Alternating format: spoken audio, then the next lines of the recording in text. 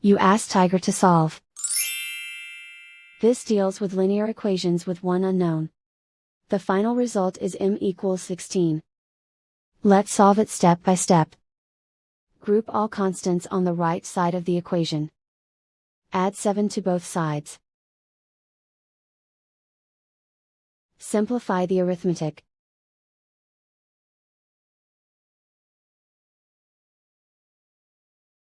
Isolate the m.